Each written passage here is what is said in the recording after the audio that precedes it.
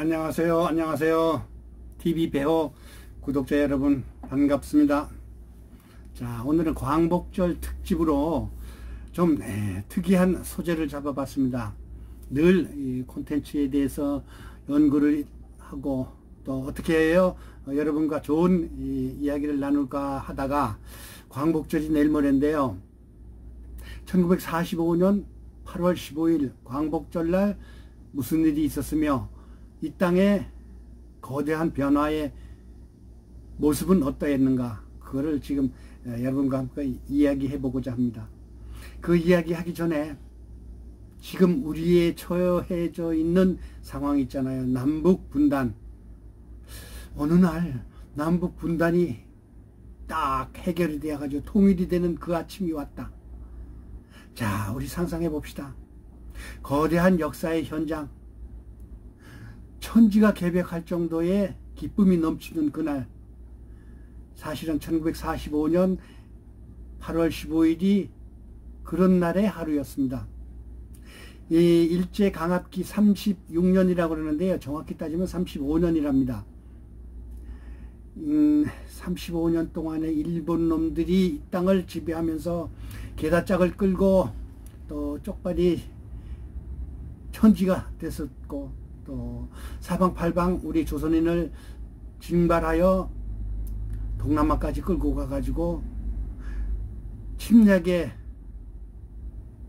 마수로 사용을 했었습니다. 또 정신대라고 해가지고 위안부로도 끌려가고요. 그래서 우리 조선민족이 35년 동안 피눈물 나는 고생을 했었습니다. 그래서 그날 해방이 됐을 때 얼마나 기뻤겠습니까? 자, 그냥 우리의 손으로 해방이 된 건 아니죠. 광복군 그 당시 몇 명 있었는가 하면은요, 충칭에 맨 마지막에 있었죠. 김구 선생 휘하에 광복군이 560명 있었습니다. 그러니 광복군이 이 땅에 들어와 가지고 일본군과 한 번도 싸워보지 않는 상태에서 해방이 됐으니까요. 사실 해방이 된 다음에 우리 민족이 우리나라를 손쉽게 접수해 가지고 관리를 못했습니다. 자, 그래서 그런 이야기서부터 차근차근히 한번 여러분과 함께 나눠보고자 합니다. 자, 우선 대충 큰 줄기로 1945년 8월 6일 날 히로시마에 원폭이 떨어졌죠. 9만에서 16만 명이 사망했습니다. 또 8월 9일 나가사키에서 또 다시 원폭이 투하됐죠. 6만에서 8만이 사망했습니다. 그 이전에 미국이 동경 폭파 작전 해가지고 200만 이상이 사망한 걸로 알고 있습니다.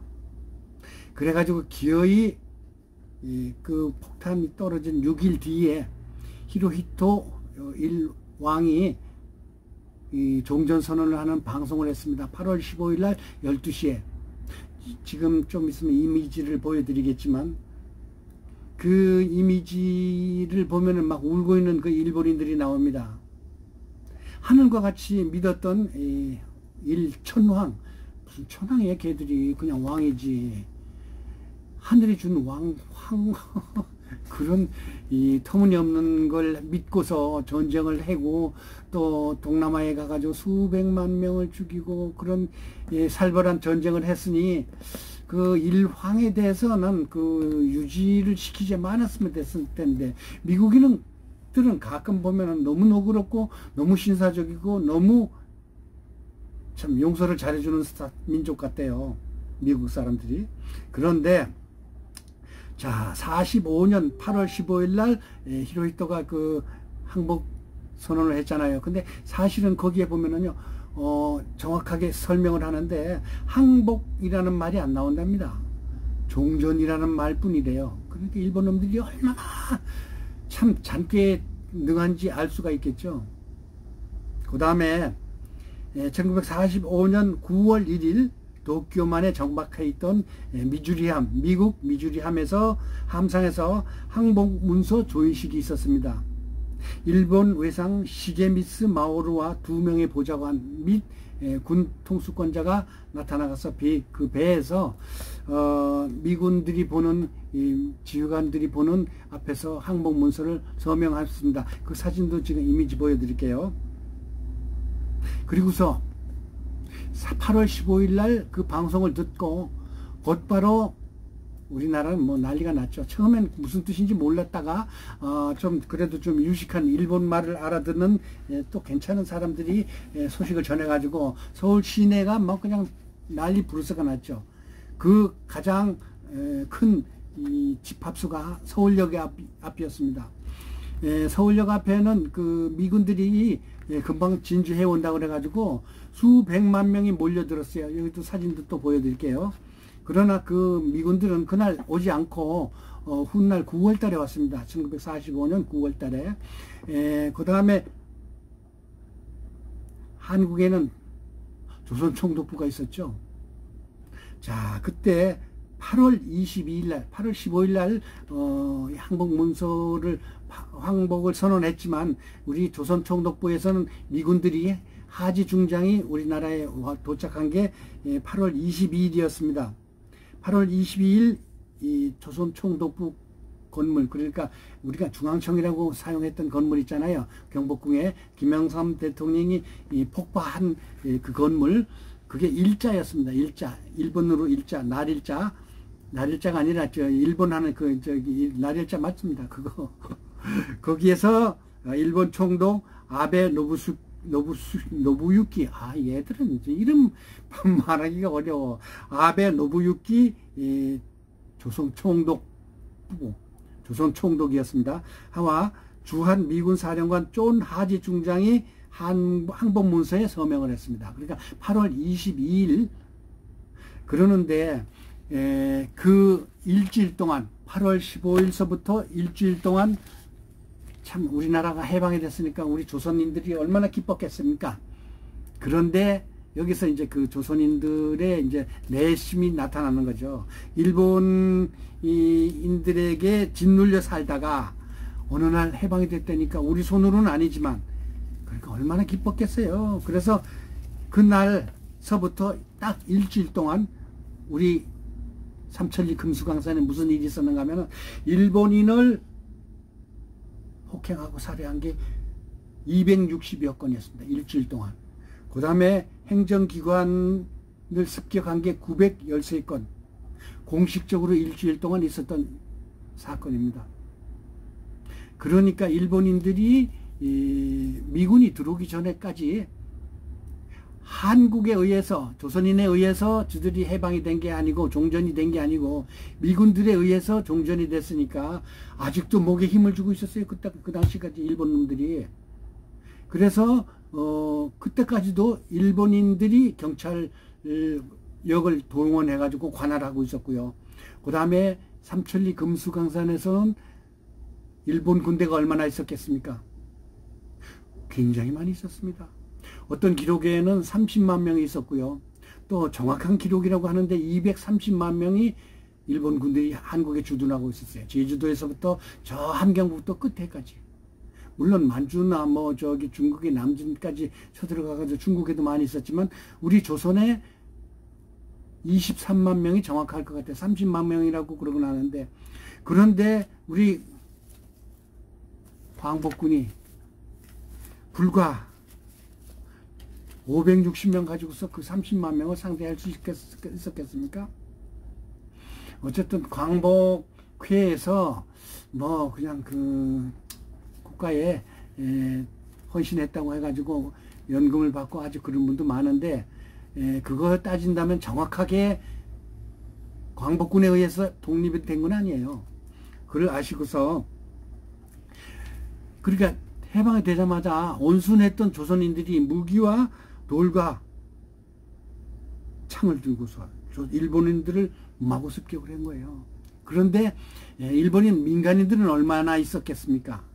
당시 일본은 조선을 내선 일체라고 그래가지고, 내는 어딘가 하면 일본 그 본토, 선, 조선, 내선 일체, 그러니까 일본과 조선은 한 몸이 됐다 이래 가지고 고종 황제와 의친왕, 영친왕까지 일본 군대를 만들어 가지고서 일본 군복을 입혀놓고 중장을 만들어 놓고 그런 짓을 했었잖아요. 근데 고종이 그냥 너무 무능했다고 했다는 말이 정확하지 않을까요? 당시에 강대국들이 너무나도 많은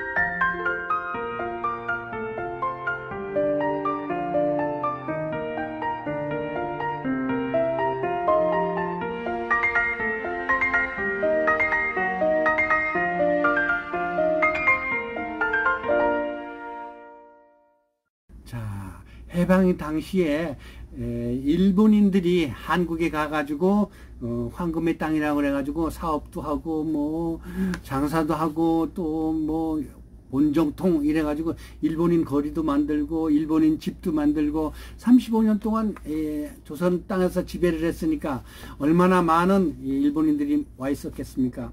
기록에 의하면은요 265만 명이 당시에 있었답니다. 우리 조선에. 그런데 8월 15일 그 항복문서 소리를 듣고 얼마나 슬펐겠어요. 큰일 났겠죠. 그러나 잽싼 일본인들은 참 은행에 가가지고 일본 은행에, 그러니까 조선은행도 상업은행도 있었고 일본은행이 있었죠. 우리 한국은행이 일본은행이었습니다. 거기 가가지고 예금을 찾는데 일부 못 찾은 사람도 많아요. 그 다음에 곧 중단을 합니다. 은행 예금을 중단시켜요. 그래가지고 일본 가서 찾을 수가 있으니까 이 통장을 가지고서 일본에 가서 찾으시오 그러는데 일본 가서 아무도 못 찾았답니다. 또 그 조선은행에는요 수백 톤의 금덩어리가 있었답니다. 일본인들이 맡겨놓은.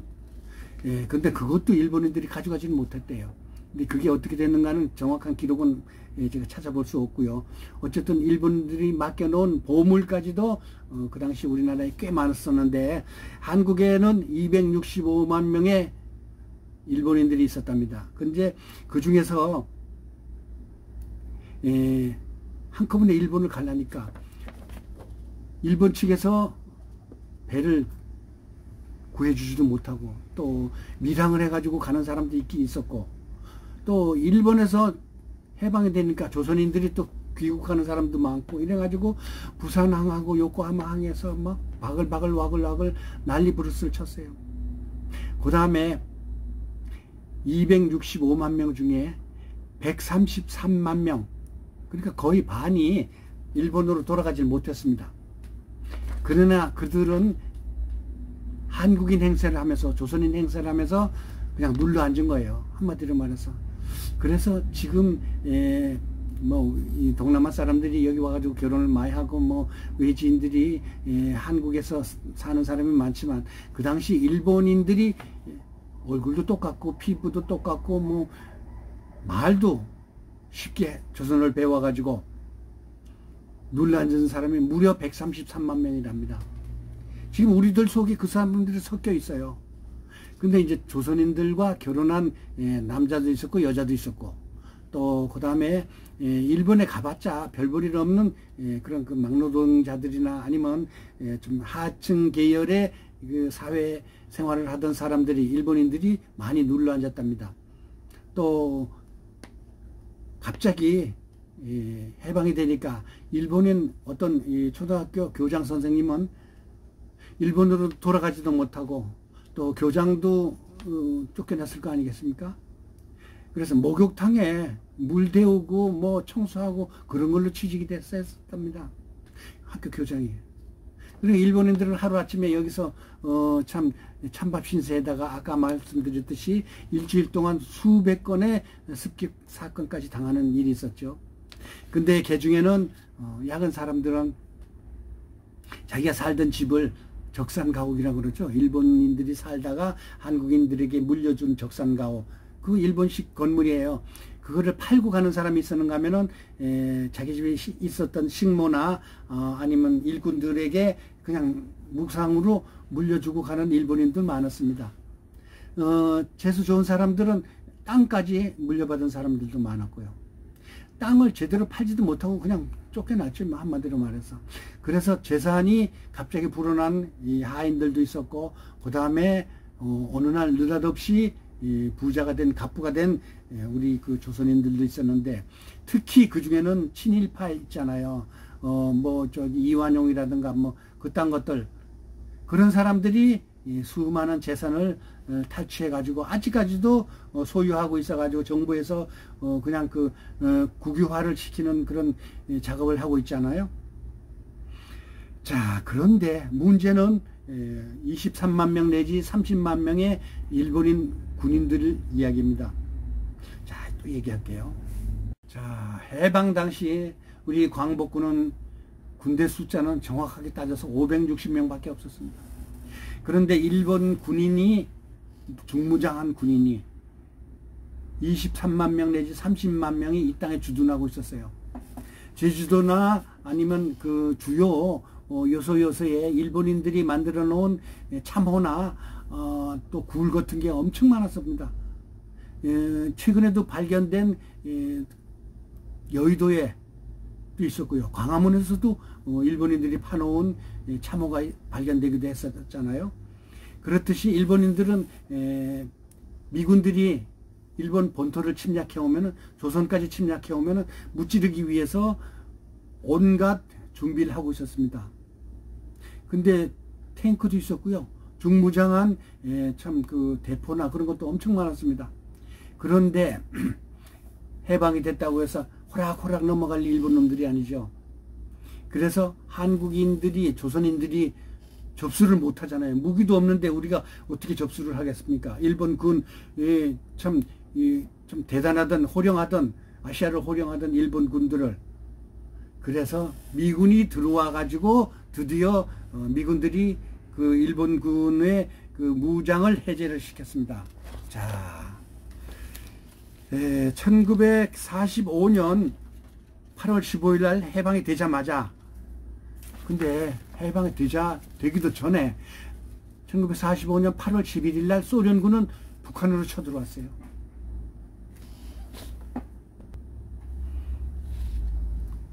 소련은 우리 그 함경북도랑 땅이 접해져 있잖아요. 밀고 들어오기 쉬운 거예요. 그러니까 소련과 중국과 미국이 한반도를 38선으로 나누자 했던 포츠담 선언이 있었잖아요. 그러니까 그 이야기가 있자마자 소련은 일본이 항복하기도 전에 곧바로 이북을 점령하였습니다. 38조선 이북. 그러니까 김일성을 데리고 온 거예요, 한마디로 말해서. 근데 미군들은 1945년 9월 21일 날 부산항에 상륙을 했습니다. 그러니까 이 남한에 쳐들어온 거는 쳐들어왔다고 하긴 뭐하고요. 그러니까 최근 그 미군이 뭐 점령군 뭐 어쩌고 하는데 그 일본이 점령했던 것을 점령한다는 이런 뜻이지 우리 한국을 점령한다는 뜻은 아니었습니다. 전 진정한 정확한 내용은요, 미군이 일본이 점령하고 있던 조선 땅을 다시 차지한다 이런 뜻이었는데 그걸 갖다가 우리 참 좀 좌익계 동안 한국을 점령하는 그 미군들이는 뭐 미군들을 내쫓아야 한다 뭐 이따구 소리를 했었는데 그거는 어리석은 일이고 한국을 진정 사랑하지 않는 참 북측과 연계된 그런 생각을 가진 사람들이라고 봅니다.